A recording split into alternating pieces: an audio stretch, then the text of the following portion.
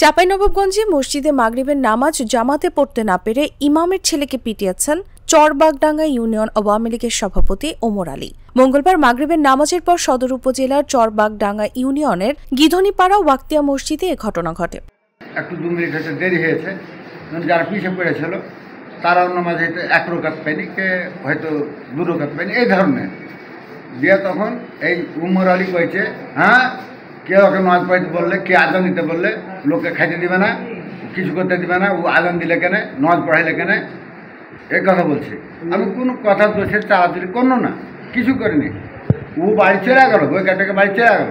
তারপর আমার আব্বাকে বলছি যে তো আপনাকে যে মানা করি যে আপনি নামাজ পড়াইতে যাবেন না, আজান দিতেও যাবেন না, কেন যে আপনার বয়স হয়ে গেছে, আপনি দাঁড়িয়ে থাকতে পারেন না, তা আপনি কেন লোকের এরকম ধরনের কথা শুনছেন, আপনি কেন যাচ্ছেন? আহত ব্যক্তি একই এলাকার সোলেমন বিশ্বাসের ছেলে মোহাম্মদ রুহুল আমিন। তাকে বর্তমানে জেলা হাসপাতালে চিকিৎসা দেওয়া হচ্ছে। এদিকে এ ঘটনার পরপরই চরবাগডাঙ্গা এলাকায় কয়েকটি ককটেল বিস্ফোরণের ঘটনা ঘটে। এই ঘটনায় মঙ্গলবার রাতে সদর মডেল থানায় অভিযোগ দায়ের করেছেন রুহুল আমিন।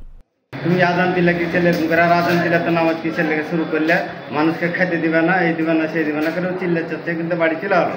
বাড়ি যাওয়ার পরে আমার আব্বাকে কিন্তু আমার ভাই বারবার বলছে যে তুমি কেন নামাজ পড়াইতে গেলে আর কেন তুমি আজান দিতে গেলে, হ্যাঁ এরকমভাবে মানুষ খালি খ্যাঁকড় দেয়, তো তোমার আজান দেওয়ার দরকার নেই, নামাজ পড়ার দরকার নেই।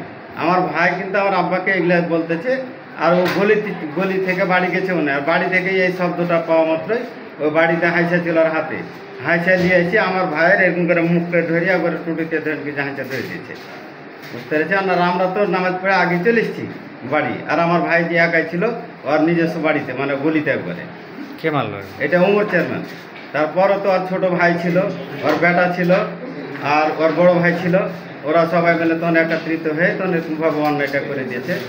মারধরের ঘটনা অস্বীকার করে চরবাগডাঙ্গা ইউনিয়ন আওয়ামী লীগের সভাপতি ওমর আলী বলেন, ইফতার শেষ করে মসজিদে গিয়ে দেখি নামাজ শেষ হয়ে গেছে, তাই ইমামের ছেলেকে জিজ্ঞেস করেছি কেন এত আগে নামাজ শেষ হলো, কোনো মারধরের ঘটনা ঘটেনি।